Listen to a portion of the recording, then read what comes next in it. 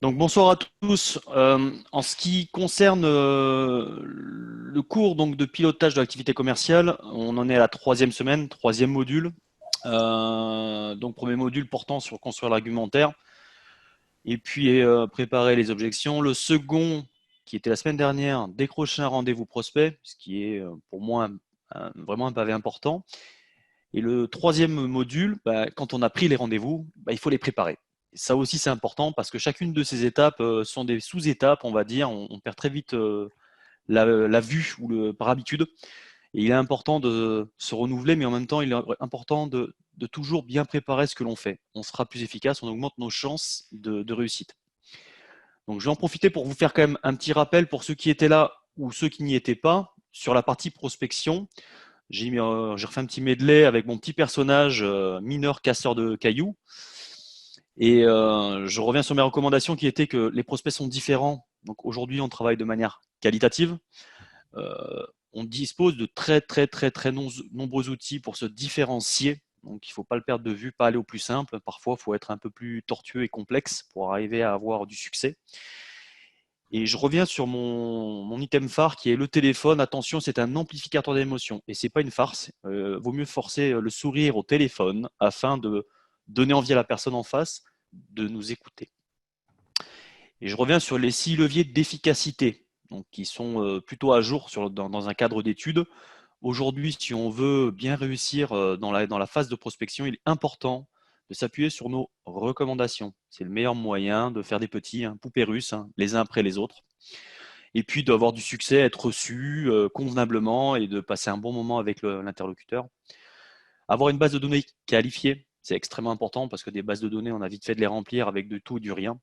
Je préfère en avoir beaucoup moins, mais bien ciblé, qu'en avoir 3 tonnes pour donner l'impression à mes dirigeants que je travaille. Connaître les actualités de mes prospects. Qu'est-ce qui se passe dans leur activité, dans leur économie, qu'est-ce qui s'y passe, est-ce qu'il y a des investissements prévus, des projets particuliers. Ça permet de montrer au client qu'on s'intéresse à lui.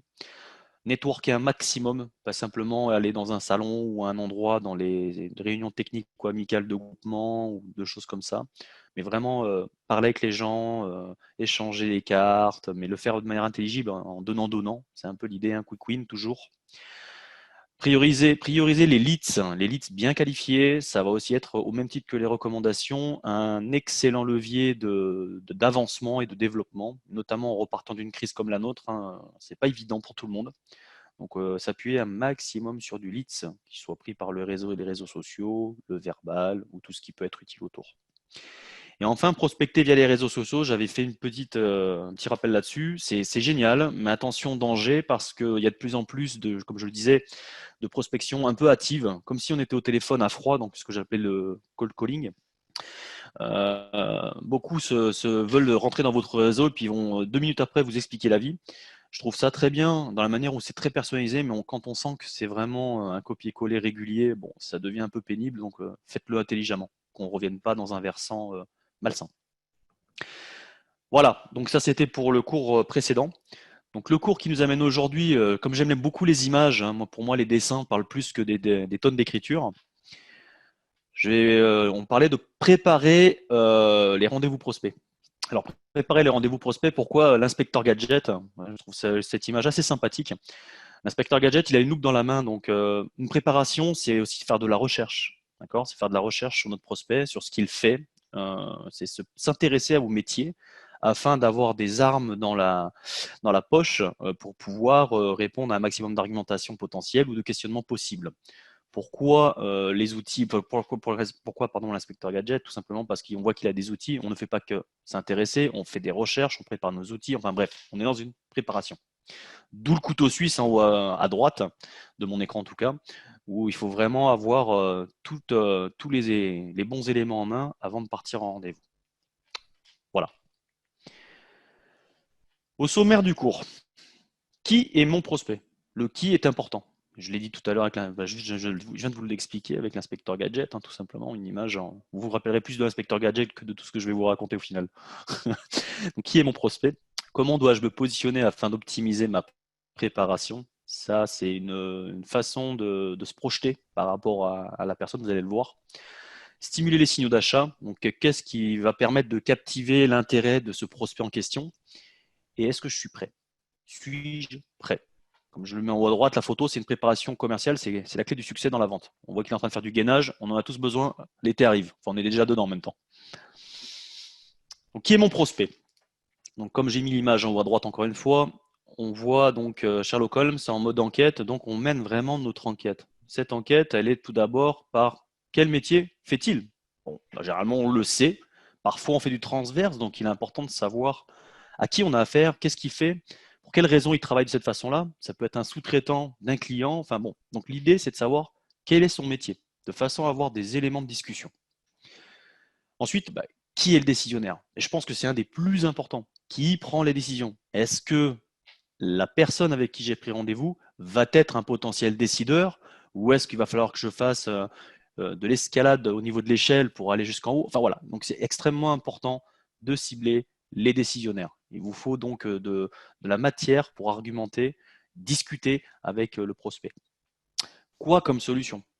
C'est toujours intéressant. Pas toujours évident. Je ne dis pas qu'on peut toujours et à chaque fois partir avec des solutions.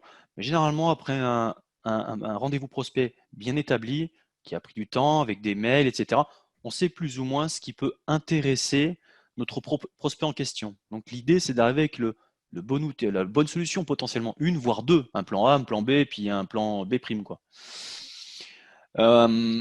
Avec qui est-ce qu'il travaille? C'est aussi intéressant parce qu'il peut y avoir des liens intéressants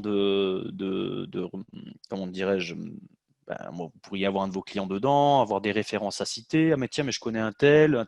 Donc il faut avoir des outils en main. On arrive vraiment face à un futur copain, on va dire, hein. C'est l'idée. Il faut s'intéresser à lui à fond. Comment me différencier? Donc ça, c'est une réflexion que vous mènerez avec la boîte à outils, hein. Je n'ai pas remis la boîte à outils pour rien, d'ailleurs, je le dis juste avant. Quel outil me sera le plus utile le jour J? Donc le comment me différencier et lequel outil choisir. Potentiellement, lequel outil, ça peut être comment je fais la présentation. Enfin, on va le voir un peu plus loin. Donc voilà, il y a vraiment une réflexion autour du prospect avant d'aller le voir.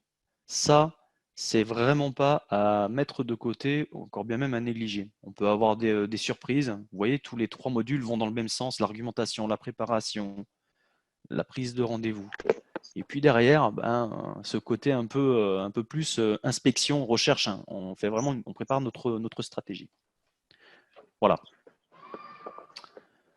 Si vous avez vu qu'on est quoi? Même pas 10, hein. Si vous voulez m'interrompre en plein cours de vol, vous pouvez, hein. On est même pas 10 personnes, on est 9, hein. N'hésitez pas. Alors, la suite. Alors, je parlais tout à l'heure de comment dois-je me positionner afin d'optimiser ma préparation. Donc, je vous ai mis quelques termes phares. Donc, je suis un empathique au final, dans ma philosophie, dans mon approche. Je suis le prospect, qu'attend-il? En fait, je prends la place de ce prospect de manière un peu empathique en me disant, mais de quoi il va avoir besoin? Donc, je prends vraiment sa place en réfléchissant à ses problématiques. Qu'est-ce qu'il peut attendre? C'est vraiment pas évident, mais on prend cette position inverse. On fait le miroir. Je pars pas chez le prospect en disant, tiens, j'ai un prospect, je suis content. Je l'ai dans mon agenda. Aujourd'hui, je vais prendre ma petite voiture, je vais faire des kilomètres, j'ai ma petite organisation, je vais voir le prospect, et puis j'envoie 2, 3, 4 dans le même secteur. Ça, on le fait tous. À un moment donné, il faut être capable de faire ça, mais aussi d'aller se positionner, réfléchir. En gros, optimiser ses rendez-vous. C'est extrêmement important. Pour réussir dans le commerce, de toute façon, il n'y a pas photo. Ceux qui font les meilleurs taux de transformation dans l'environnement business sont ceux qui ont bien préparé, pris le temps de préparer les choses, qui n'arrivent pas les mains dans les poches. Et ils n'arrivent surtout pas en terrain conquis. Voilà. Donc le côté empathique, c'est une manière de se projeter en tant que miroir à la place de ce prospect qu'on va aller rencontrer. Après, on va aussi devenir un psychologue quelque part. On va prendre la posture du psychologue en disant, bah alors, à qui j'ai affaire? Parce que le côté être un caméléon, on l'a tous entendu plus ou moins dans notre carrière de commercial ou de développement commercial. Prendre la position du caméléon, c'est dire s'adapter au personnage qui est en face de moi. Effectivement, à qui ai-je affaire? Donc le phénomène d'aller faire de la recherche, etc., voir le parcours, etc., on peut trouver des informations qui vont nous permettre de nous mettre vraiment face à cette personne, quelque part avoir cette bonne posture. Donc il faut se mettre dans l'image qu'en préparant le rendez-vous, à qui je vais avoir affaire. Et ça, c'est extrêmement important, ça va vous faciliter la vie en allant le voir, sans faire de bourde avec des mots parasites, comme on parlait la dernière fois pour la prise de rendez-vous. Exactement la même chose. Je viens, Je me présente, toc toc, bonjour, monsieur Martin. Oui, bonjour, monsieur Martin. Vous restez debout. On ne s'assit pas comme un sauvage, on n'est pas à la maison. On attend que la personne en face, par principe, nous demande de nous asseoir. La transmission de la carte de visite se fait généralement au départ ou à la fin selon les coutumes, mais plutôt au départ, main à main, proprement, yeux dans les yeux. Voilà. Il faut vraiment se mettre dans cette position de psychologue. Il faut vraiment refaire son schéma de travail. Et enfin, technique. Technique, pourquoi? Je deviens aussi technicien, je suis un geek. Je suis un geek, pourquoi? Je parle de faire une inspection, une enquête. Aujourd'hui, on a des outils pour savoir à qui on a affaire, pour savoir ce qu'ils font, avoir des données de l'entreprise, puis communiquer, tout simplement. Hein, on peut communiquer, hein, on n'est pas encore arrivé au rendez-vous, on a déjà tout validé, mais on peut encore recommuniquer. Hein. Tiens, j'ai entendu parler d'eux, on fait aussi des échanges de leads, tiens, dans votre environnement, j'ai entendu parler. Voilà. On a des outils, donc on est empathique, psychologue, technique. Et là, on se prépare bien mentalement pour partir déjà au rendez-vous, en sachant qu'on a déjà fait les étapes précédentes. Hop. Stimuler les signaux d'achat. Comment je vais convaincre un prospect de me demander une offre bonnement euh, afin de pouvoir faire évoluer mon business. Donc, quand on dit préparer, il faut préparer aussi dans cette philosophie-là. Il faut que j'aille capter l'intérêt de ce prospect. J'en répertorie 3 de ce côté-là, sur quoi je vais vraiment pouvoir influer pour détecter les signaux. Donc le premier des signaux, c'est sur le coût, forcément. Si je connais bien ma concurrence, que j'ai bien mené ma petite enquête, que je suis bien préparé, etc. Je suis moins cher que la concurrence, je suis plus cher, je suis plutôt en écrémage, donc vraiment plus cher, gamme luxe, ou je suis plutôt en pénétration, moins cher, et j'attaque. Une offre plus adaptée au juste prix, enfin voilà, on peut en mettre toute une liste. Hein. Je voulais éviter de trop écrire, mais l'idée c'est d'aller travailler sur la notion de coût. Est-ce que je vais hop, allumer une petite ampoule dans l'esprit de cette personne que j'ai rencontrée sur une notion de coût, soit plus cher justifié, soit moins cher pour la même chose. Et finalement, ou alors une offre avec du cross dedans, donc tout ce qui est cross-selling, c'est-à-dire une offre qui est stabilisée à peu près au même coût concurrentiel, mais où je vais avoir une différenciation par des offres complémentaires, croisées. Okay, donc là, on travaille sur les signaux coûts. Deuxième ampoule, on va dire petite lumière dans l'esprit, c'est tout ce qui est TCO, donc Total Cost of Ownership. Donc l'objectif étant de dire comment je vais te faire peut-être des économies d'échelle avec mon offre. Peut-être que je vais te faire des gains intermédiaires sur des baisses de surcoût. Quand on est face à un dirigeant, comment je peux te faire des économies finalement pour avoir la même chose? Est-ce que peut-être sur la longueur, je vais être un peu cher au départ, mais sur le temps, je vais être vraiment moins cher et en plus, je peux te démontrer que tu vas faire des économies arrivées à la fin. Un dirigeant ou un grand décisionnaire ou un DAF, ils ont besoin d'entendre quand même ce terme aussi, coût d'échelle, selon les activités en tout cas. Donc ça, c'est le deuxième vecteur qui peut être intéressant. Et le troisième, c'est comment je vais lui retirer une épine du pied sur les risques. Qu'est-ce que je vais pouvoir éliminer comme type de risque ou est-ce que je peux lui réduire un risque? En gros, lui retirer une très très grosse épine du pied. Donc avec ces 3 points-là, l'intérêt d'aller en prospection ou l'intérêt d'aller convaincre, encore une fois, parce que ce que j'explique en termes commercial, puisqu'on parle de commerce, peut être applicable aussi à d'autres environnements intra-entrepreneuriaux. Enfin, ça peut être à tous les niveaux, j'ai envie de dire. À un moment donné, c'est vraiment aller chercher la conviction. Et ces 3 points-là, moi, je les trouve importants. C'est-à-dire que si je suis capable de partir avec dans ma valise des idées, une offre bien réfléchie, je sais à qui j'ai affaire, je sais ce qui va lui plaire, je connais bien son environnement, il va se rendre compte que je ne vais pas à la légère. Je vais aller te capter là, là et là et là. Là, on a une chance d'avoir une sollicitation pour avoir un devis, une offre ou une proposition. Pour moi, l'idée, c'est quand je vais voir un prospect, j'essaie d'allumer les 3 lumières. Si je suis capable d'allumer les 3 lumières, j'y vais plutôt serein. Voilà. Donc, perdez pas de vue, je pense, ce triangle d'or, entre guillemets. Hein. Pour moi, il a sa place dans la réflexion parce que je pense que c'est des atouts majeurs. Et on est tous pareils. Hein. On est les premiers quand on veut consommer. On consomme soit par intérêt, on consomme soit par notoriété. Donc il se passe quelque chose. Il y a une chimie dans notre esprit qui dit putain, ça je le veux tout de suite. Je le veux maintenant. Là. Ça je le veux, c'est maintenant. Après, on va venir nous dire mais t'es un consommateur. Oui, mais en fait, j'ai eu un signal là, dans ma tête qui dit oh, ça je le veux tout de suite. Et on se rend pourtant bien compte qu'au bout d'un moment, des fois, on va peut-être même payer plus cher sous l'impulsion que d'avoir payé le prix peut-être plus réel du marché. Donc, c'est ces signaux qui sont passés dans notre esprit. Et dans le commerce, c'est la même chose. Il faut aller provoquer des signaux. C'est ce qui, en tout cas, moi, me paraît important de vous dire sur ces notions de signaux d'achat. Suis-je prêt? Est-ce que je suis prêt à aller faire la compétition? Bon, c'est bête ce que je vais vous raconter, mais vous allez vite voir que finalement, si on est bien organisé, une petite to-do list, quand on est jeune commercial, c'est impératif. Quand on est un ancien, on est rodé quand même. Ça n'empêche pas qu'une petite checklist, des fois de temps en temps, ça fait pas de mal. On le fait naturellement et spontanément. Je ne vais pas vous écrire de prendre un papier, hop, et je note à chaque fois ce que j'ai à faire. Mais je pense qu'il y a un ordre chronologique qui va nous permettre d'être vraiment, je pars en compétition, je suis prêt à aller réaliser la compète. Je suis prêt physiquement, je suis prêt moralement, je peux y aller.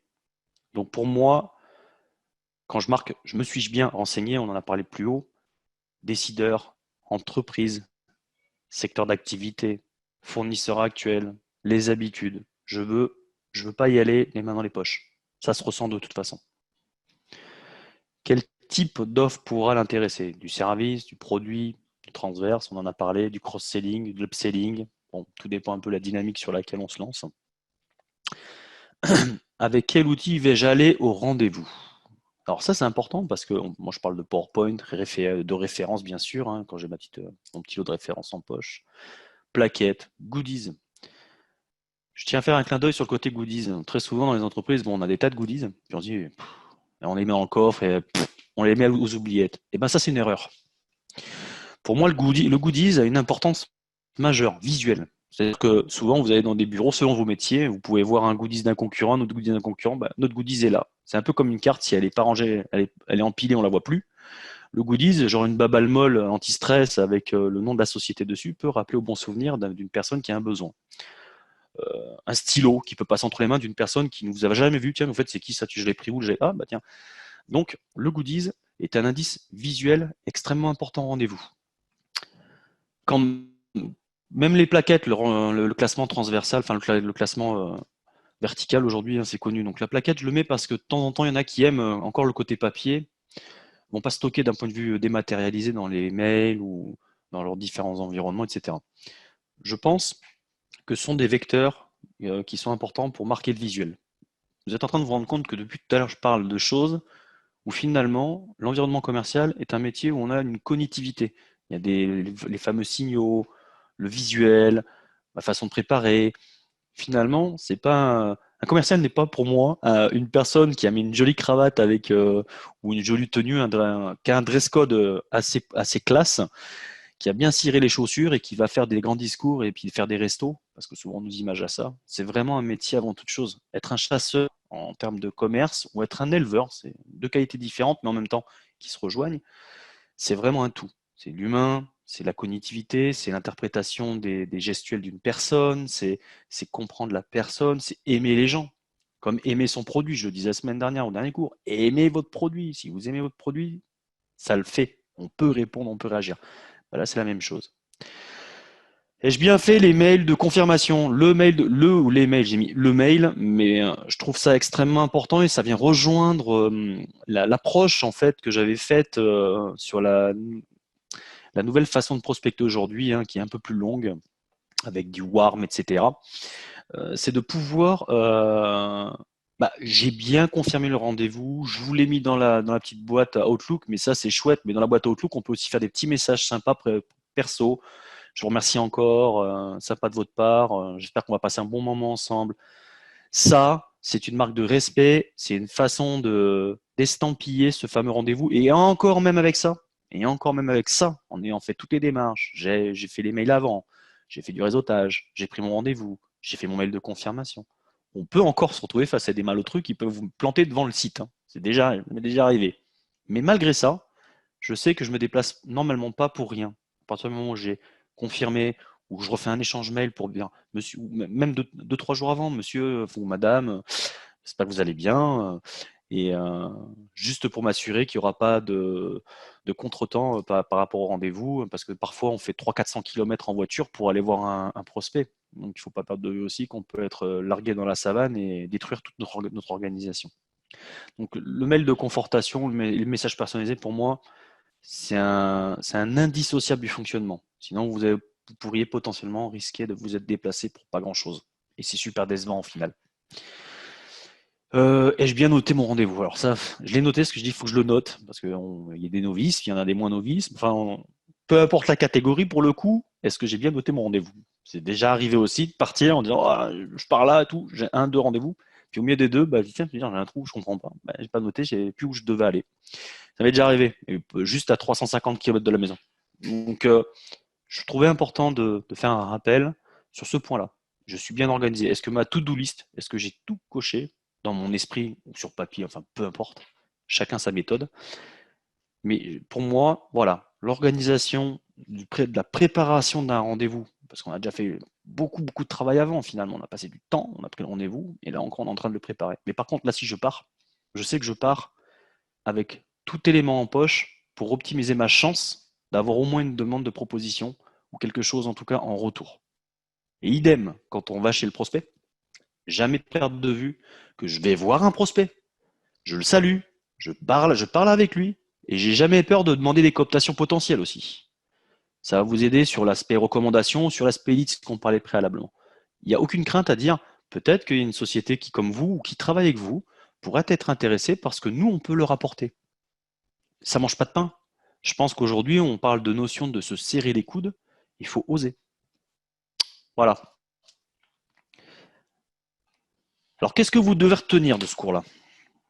Pas des tonnes de choses. Hein. Il nous faudrait beaucoup plus de temps et qu'on soit en face à face et qu'on vive des moments de vraiment d'interaction. Mais pour moi, ce que je voulais vous faire entendre, c'est un rendez-vous, ça se prépare. Il faut absolument savoir à qui vous avez affaire dans son ensemble. Je ne vais pas refaire le topo du QQCP global, etc. Mais il est très important de savoir à qui je m'adresse. Ça, c'est une marque de respect, c'est une préparation psychologique importante. Ne parlez pas pour rien. Il faut capter l'intérêt du prospect. Donc en gros, parlez pas pour rien dire. Il est important de parler, mais parler avec des éléments qui vont l'intéresser. C'est dans le cadre de préparation qu'on a dû voir tous ces points. Donc on doit être en capacité, je pense, d'intéresser cette personne en sachant, petit rappel aussi sur le cours d'avant, comme ça vous bénéficiez d'un aller-retour. Pas avoir peur de laisser la parole rapidement à l'interlocuteur en face. Parce qu'après tout, même si je suis en face de lui, que j'ai préparé 3 millions de choses, que j'en ai plein mon sac, j'ai mon PC, j'ai des logiciels, j'ai tout ce qu'il faut, bonjour monsieur ou bonjour madame, je vous remercie d'avoir accepté ce rendez-vous aujourd'hui. Et ce que je vous propose, un peu comme quand on fait un sandwich, hein, globalement, c'est l'idée du sandwich, hein, je vous propose tout d'abord que vous me parlez de vous. J'ai envie de savoir qui vous êtes, on ne se connaît pas, et ensuite je vous parle de moi. J'ai aussi une marque, je pense, un peu personnelle de dire, moi, vous me recevez avec respect, donc je vous donne je vous rends ce respect et je vous écoute. Et là, il y aura plein, plein, plein d'éléments pour ensuite enchaîner dans notre fil rouge qui a pour but une seule et unique cible, la proposition, le contrat, etc. On est là pour vendre quand on fait du commerce. À un moment donné, il ne faut pas le perdre de vue quand même. On sait toujours où on va. Maintenant, est-ce qu'on y va tout droit ou est-ce qu'on y va comme ça? Quand je pars en rendez-vous, je suis prêt, qui, quoi, comment, et j'ai fait ce qu'il faut. J'ai refait tout un petit topo. Hein. Vous y aurez accès d'ailleurs sur les vidéos. Hein. Vous avez toujours accès aux vidéos, au retour. Vous pourrez regarder ce que je vous ai mis à disposition. Ce qu'il faut, c'est ouais, même les goodies. Je me rappelle, j'avais formé une, une ingénieure d'affaires dans mon équipe, et puis elle avait tendance à partir en rendez-vous avec un sac, beau, joli sac de femme. Voilà, nous on a nos sacoches là, puis elle a un joli sac. À un moment donné, je disais, dans ton sac, t'as pris quelques goodies. Ah non, non, ça prend de la place, je sais pas où les mettre. Ouais, mais à force d'insister, elle a fini par les emmener. C'est-à-dire que je lui ai bien fait comprendre que visuellement, on avait besoin d'attirer l'attention, que ce soit à l'accueil, que ce soit dans le bureau du concerné, que ce soit en salle de réunion, on pose des stylos au milieu, cadeaux. Voilà, il faut être vu. Donc prendre ce qu'il faut. Le bon PowerPoint, évidemment, pour ceux qui aiment ça. Enfin voilà, préparez-vous comme il faut. Et surtout, prenez du plaisir. Je l'ai déjà dit la semaine dernière, je le redirai ad vitam aeternam. Je fais du commerce depuis près de 20 ans. J'en ai quelques-uns qui m'ont pas mal tarabusté pour m'expliquer qu'on n'était pas dans un monologue. Quand on est jeune commercial, on a très faim, on a envie de... on envoie le... Non, avec le temps, on s'affûte un peu plus. On prend du plaisir à parler avec les gens. Du coup, on prend du plaisir à écouter sa problématique. Et donc, on prend du plaisir à lui faire une offre en disant, punaise, je vais lui retirer une sacrée pique du P. Et 3 signaux d'achat. Je terminerai ce cours par une citation de Walt Disney. Hein, vous voyez, j'aime bien les dessins, on y revient. Comme quoi, le meilleur moyen de réussir, c'est d'arrêter de parler et de commencer à faire. Voilà. Je trouvais cette citation très sympa. C'est qu'à un moment donné, on y va. On part au combat et on fait ce qu'il faut. Voilà. Maintenant, vous pouvez me poser des questions directement en enlevant votre micro, si je ne me trompe pas. Et puis je vais essayer d'y répondre tant que faire se peut. Et merci. Pas de questions? Si. Emmanuel, je Oui, vous petite écoute. question justement sur les trois signaux, Ouais. donc qui, idéalement il faut pouvoir allumer. Si Hop. on en a un que l'on connaît et que l'on sait précisément ne pas pouvoir allumer, que faire dans ce cas? Donc je pense par exemple le coût. On sait que voilà, on est sur un produit qui est nettement plus cher que la concurrence. Donc derrière, bon, ça va peut-être faire partie, je veux dire quelque part, des objections, hein, la préparation des objections justement. Mais bon, idéalement, voilà, comment on va aborder ce cas?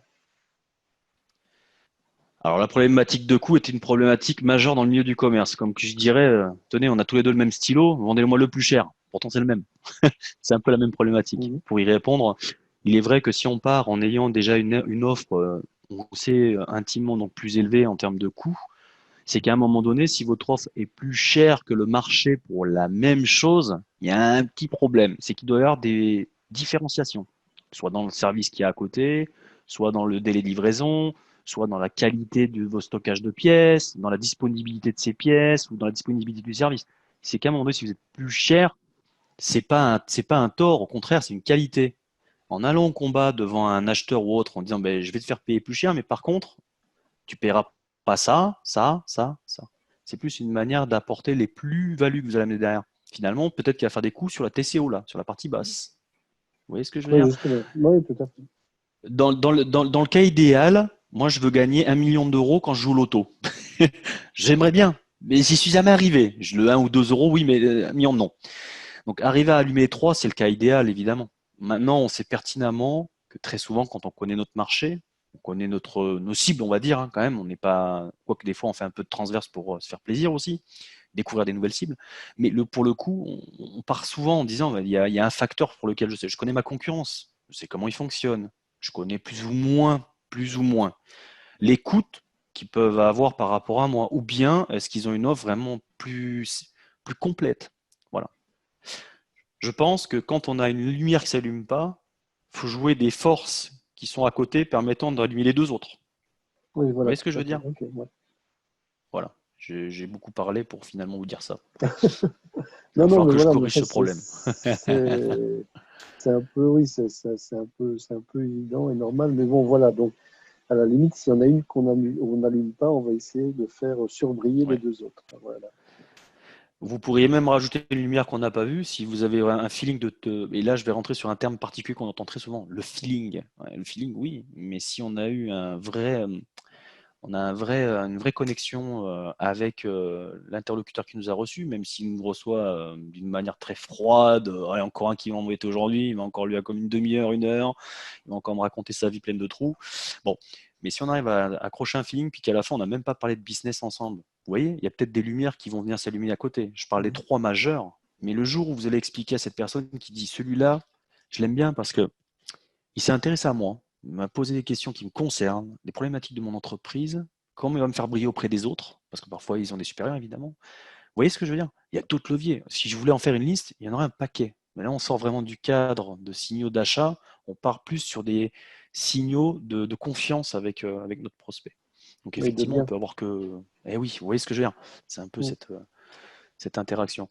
Un commercial, de toute façon, n'est pas un robot ni une machine. Il a des outils, comme tout le monde, il ouvre la boîte, il choisit. Après, il y a, qu'on le veuille ou non, les études ne vont pas tout vous apporter non plus. Il y a ce que vous avez en vous et ce que vous aimez de l'autre. C'est extrêmement important. De toute façon, pour aimer le commerce et y rester pendant 20 ans, soit on aime les gens, soit on a déjà changé de métier. Ok, Voilà. tout à fait, merci. J'espère avoir répondu à votre question, Emmanuel. Oui, oui, tout à fait. Other question? Oui, bonsoir. Bonsoir, Séverine. Alors moi, je suis novice dans le domaine. Et la semaine dernière, j'ai vu votre vidéo en replay, là seulement hier. Vous Oui, aviez passé une toute petite vidéo sur laquelle, dès le départ, le commercial sollicite un rendez-vous. c'est Euh, ça.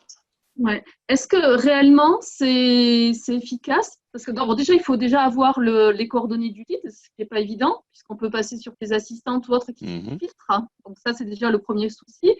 Oui. Et le deuxième, c'est est-ce que solliciter un rendez-vous dès le départ, ça peut provoquer justement une réponse positive davantage que si on fait que se présenter initialement? Alors, là, ce que je vous ai montré comme vidéo, déjà pour recadrer, c'est quand même une notion de cold calling pur. C'est-à-dire, c'est une personne qui est dans un système déjà, je dirais, qui a déjà fait ses preuves, entre guillemets, par rapport, il l'a bien dit, il a dit à un moment donné, il parle d'un business game, quelque chose d'assez sympathique, on n'est pas en agressivité, on est plutôt posé. Ouais, Ce qui est intéressant à retenir sur cette vidéo, c'est la manière dont il a fait les choses. C'est la manière, l'approche, la ouais. clarté, le Oui, sourire, c'est l'efficacité dans quel limpide, ordre il hein. a fait, c'est harmonieux, c'est limpide. Mm. Voilà. Pour répondre à votre problématique de contournement, allez, je vous redonne une astuce. Pour parler de votre problématique de contournement du barrage secrétaire, bon, évidemment, on y a tous eu le droit. La manière dont je vous propose de travailler depuis que j'ai commencé ces 3 modules, en fait, je vous parle de travailler peut-être un peu plus à la connaissance, le mailing. À partir du moment où vous avez la certitude, par un accusé de réception autre, que la personne a eu un mail de votre part, qu'elle a peut-être pas lu, mais elle l'a eu. Oui, Déjà, quand on appelle ou qu'on a regardé sur LinkedIn, je voudrais parler à monsieur Papa, elle va vous dire oui, mais madame, vous connaissez monsieur Papa ou madame Papa. Pas vraiment, mais je lui ai écrit récemment un mail. J'aimerais simplement m'assurer qu'il a bien reçu. C'est important comme email. Pour l'instant, je n'ai pas donné de mensonge pour essayer de passer. Après, il y a la méthode un peu plus bourrine. Oui, je le connais.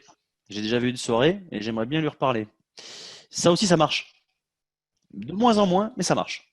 Hein, parce qu'on sait que la personne qui est en face, on va capter son intérêt. On va pas arriver en mode je te vends des bigoudis ou je suis pas en train de vendre des encyclopédies, quoi. Voilà. Donc, le barrage secrétaire, elles font leur travail. Elles sont missionnées oui, pour. C'est respectable, mais c'est contournable.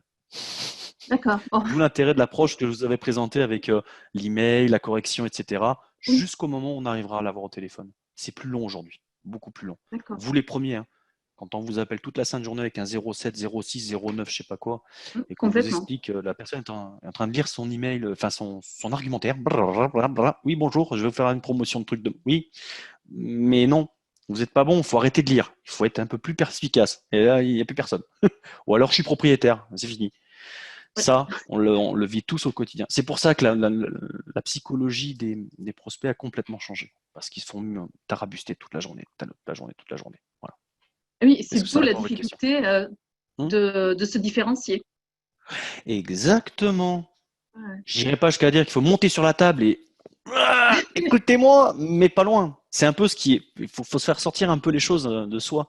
Je pense que l'attitude commerciale, quand on a envie de vendre quelque chose, on peut vendre n'importe quoi. Je pars du principe. Bon, j'irai pas vendre un Airbus hein, demain. En plus, c'est compliqué, mais j'ai jamais vendu d'avion. Puis vendre des boulons et vendre des avions, c'est pas la même chose. Mais quelqu'un qui a envie et qui donne envie, comme là, je suis en train de vous parler, je le fais toujours avec plaisir. Moi, c'est ma passion, donc j'ai envie de diffuser des infos et ça me fait plaisir. On sent, on sent le truc qui est. Voilà. À partir de ce moment-là, vous m'écoutez Complètement, ouais. avec intérêt, quelque Oui, part. Et ben oui, voilà. on est revenu d'ailleurs. Ouais. Ouais. Je vous aurais eu dans une salle, je peux vous dire que je montrerais sur la table s'il fallait. Allez. C'est comme ça que ça se passe, ça vient là-dedans, c'est là. Hmm. Voilà. Oui, je vois l'idée. Ok. Voilà.